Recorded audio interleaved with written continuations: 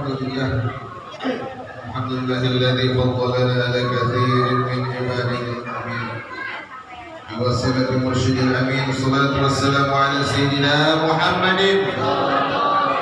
وعلى آله وصحبه أجمعين. إلهي أنت مقصودي ورضاك مطلوبي أعطني محبتك ومعرفتك وعافني معك أبدا.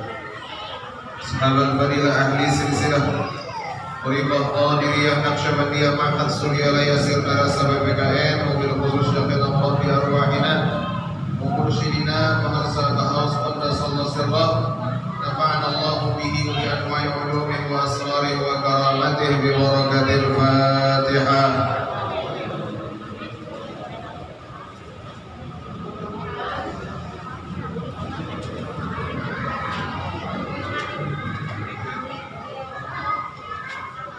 Ya, sama-sama kita hormati para wakil kalian, para sahabat, Bapak Kiai Haji Ahmad Syafani, Bapak Kiai Haji Samsul Bahri Ali, dan juga Bapak Kiai Haji Dr. Ismail Rashid Al-Qurdi, Ma'ja'alallah bituli hayatihim wa ballagha amalahum wa raja'ahum fi khairin mu'afiyah. Semoga Allah panjangkan usia dunianya, persehatkan badannya supaya bisa terus khidmat kepada para sahabat.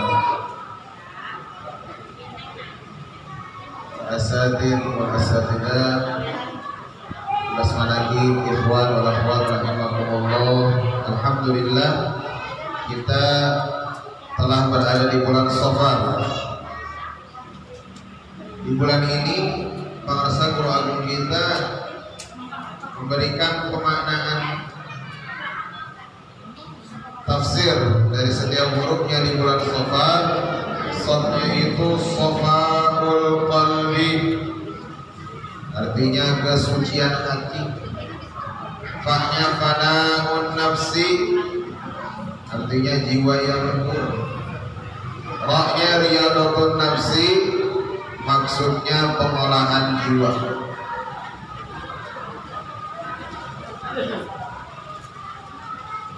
Kata Syekh Najmuddin Al-Kubra, beliau mengatakan begini, Pak.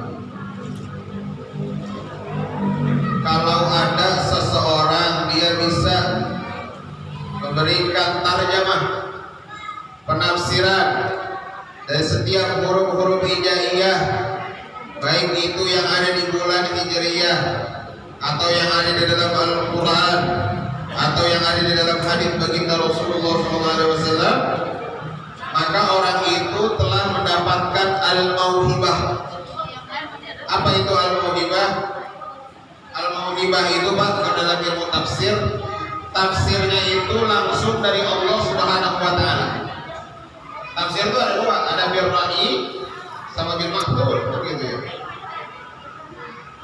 Bil ra'i berarti dengan nalar, akli. Kalau bil maqtul dengan tekstual kebanyakannya. Jarang sekali orang yang bisa memahami huruf hijaiyah dengan sempurna kalau tidak pakai al-mauhibah, pemberian langsung dari Allah. Kata Syekh Najmuddin Al-Kubra, si huruf itu ngomong sendiri sama yang tulis kitabnya, Pak. Oh, begitu. Huruf ngajak ngobrol sama abang kita. Ya Allah, itu mah susah.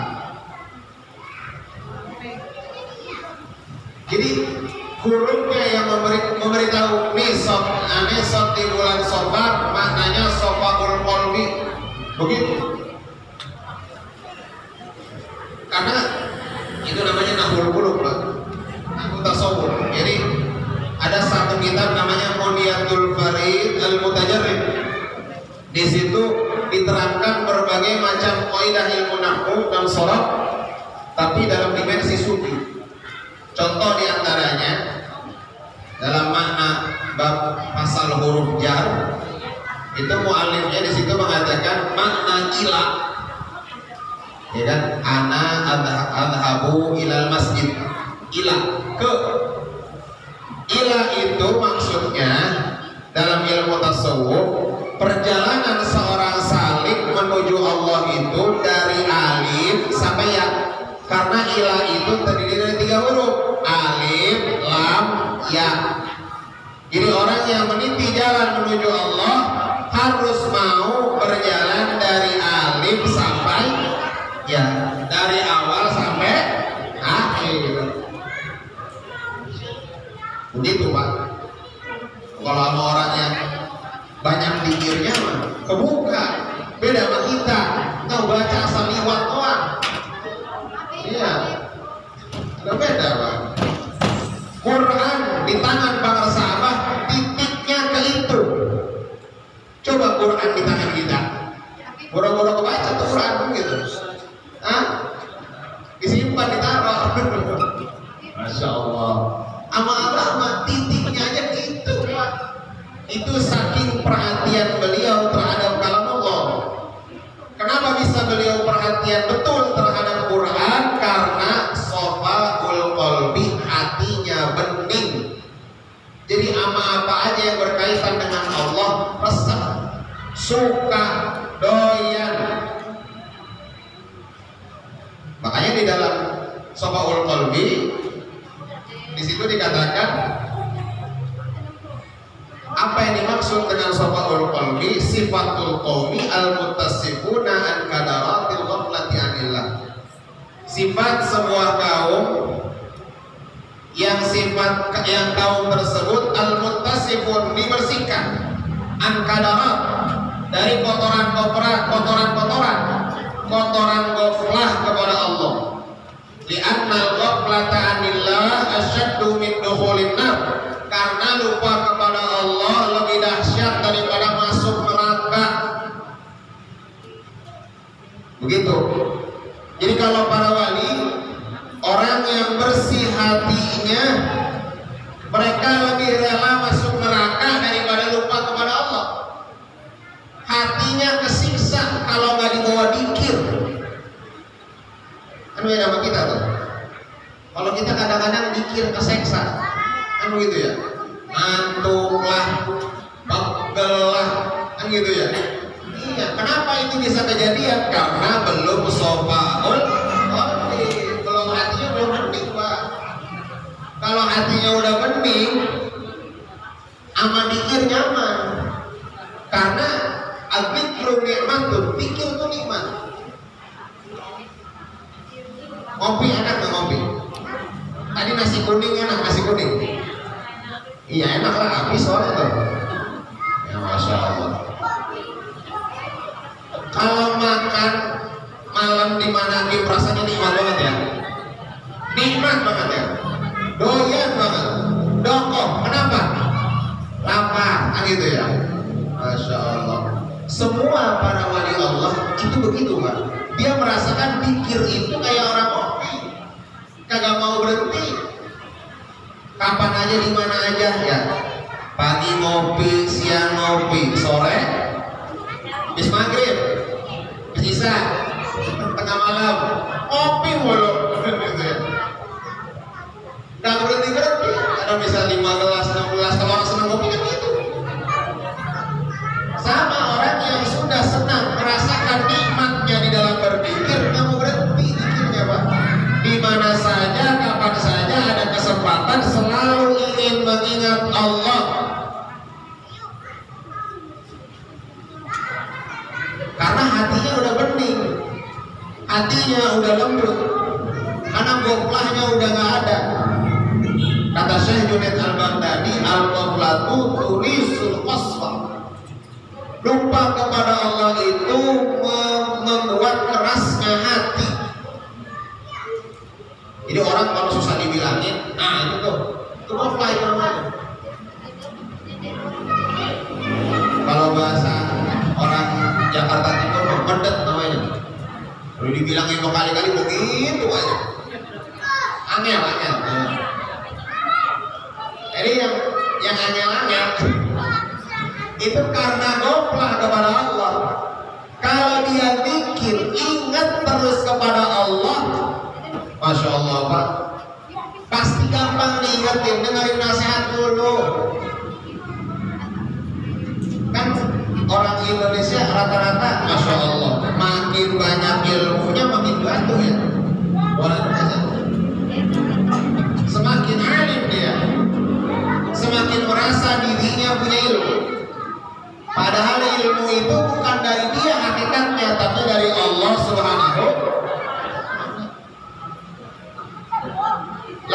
ilmu dari dia apa? Masya Allah. Sekarang kita hidup di dunia ini kagak pakai usaha kita, dilahirin dia dibantuin ya Pak. Pas kita lahir dari perut ibu kan dibantuin. Kalau sekarang pindah dulu ke Pak Haji kan gitu. Lahir aja perlu dibantuin Pak. Jasad yang bikin Allah, ruh yang niup Allah. Kita belajar agama juga semua ilmunya dari pikir juga dari siapa pikirnya? Dari la ilaha. Masya Allah. Terus apa yang mau kita aku? Semuanya dari Allah. Makanya penting orang untuk menggapai shofa'ul qalbi Pak. Kata Imam Al-Ghazali terakhir. Imam Al-Ghazali mengatakan ini di dalam kitab Ihya dikutip oleh para sahabat. La yakhlu ahadun min qalbi min aibin aw maradin qalbiyyin illa al-anbiya alaihi wassalatu wassalam. Tidak ada yang kosong. Setiap manusia punya aib, punya penyakit hati. Semua. Illa al-anbiya kecuali para nabi. Nabi maksum dijaga dari dosa. Nabi Muhammad SAW junjungan kita itu begitu lahir dari perut ibunya agak nangis, baca langsung subhanallah walhamdulillah wala ilaha illallah wallahu akbar. Lahirnya dalam keadaan sujud. Kalau kita kan pada deprak semua lahirnya ya. Iya, lahirnya pada telentang semua. Kalau Rasulullah masuk sujud itu beda. Makanya kita penting untuk mencari obat kaifiah untuk menyembuhkan penyakit kolbu ini. Maka kata para sahabat, fala dawa'a wala kaifiyata li tarbiha illa dzikrullahi 'ala dawam sirran wa jahran. Maka tidak ada obat dan kaifiat untuk menyembuhkan penyakit kolbu, mengusir goflah kepada Allah, kecuali dengan zikir kepada Allah sirran wa jahran, baik zikir jahar ataupun zikir hobi. Alat dawam, tapi zikirnya kudu dawam. Dawamnya maksudnya banyak. Ntar dawam 3. Istiqomah insya Allah, alhamdulillah Pak Ustadz, dawam 3 lagi. Bukan dawam. Saya pernah Pak, dulu kan pernah mendapatkan kitab Khulasah Madadin Nabawi. Jadi zikir-zikir Thariqah Alawiyah yang disusun langsung sama Habib Umar bin Muhammad bin Salim bin Habib. Di situ di awal, di halaman pertama, Habib Umar ngasih moto. Innal wirda la yata'attar wa la yata'akkad illa indal muwadhabah. Sesungguhnya wirid, dikir, baik dikir jahar maupun dikir hobi, nggak akan pernah berbekas kalau kagak istiqomah. Harus istiqomah, baru ada bekasnya, ada rasanya. Kalau cuma sekali 2 kali rasanya nggak masuk Pak.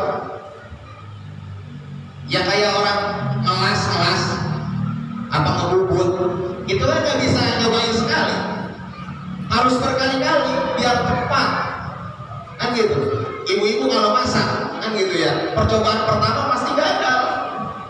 Masya Allah, saya pengalaman awal-awal kan gitu ya, lah tahu bakal pepes digoreng, tapi jadinya tahu bonyok kan gitu ya. Masya Allah, namanya begitu. Itu namanya perlu latihan, mujahadah. Kalau nggak pakai mujahadah nggak bisa Pak. Bangsa Aos bisa seperti sekarang ini karena hasil mujahadah, bukan hasil males-malesan, bukan hasil tidur nyenyak, tapi hasil pikir banyak. Kita ikut guru kita para sahabat, mau dibisahkan segala macam perkara apapun, kalau mau dibisahkan untuk mengamalkan amaliyah, dibisahkan untuk ikut dengan para sahabat, maka harus, mesti, bukan harus, mesti untuk memperbanyak pikir. Karena ini kan masalah di kalangan ikhwan, masalah istiqomahan pikir. 165 itu bilangan minimal, paling sedikit, bukan 3 yang paling sedikit itu 160. Kan setiap kali dikasih tahu amalkan pikir ini setiap habis sholat minimal 160, lebih banyak lebih baik. Kalau mau baik hidupnya, lebih baik hidupnya, lebih baik keluarganya, lebih baik segala-galanya, resep dari para sahabat ketika talqin, lebih banyak lebih baik pikir jaharnya. Kalau mau hidupnya lebih baik, pikir yang banyak. Karena siapapun orang yang sering mengingat Allah, Allah pasti mengingat dia. Siapa saja yang diingat oleh Allah, siapa saja yang diingat oleh Allah, maka orang itu adalah orang yang spesial di hadapan Allah, diingat oleh Allah. Makanya kata para sahabat, wa ajallul karamat wa a'dhamuha karamatul dzikri. Setinggi-tingginya karamat, seagung-agungnya karamat, semulia-mulianya karamat, karamah la ilaha illallah. Mudah-mudahan kita semua diistiqomahkan dalam mengamalkan, melestarikan TKN Mahat Sudah dan Saudara TKN dengan karamah para sahabat. Al-Fatihah.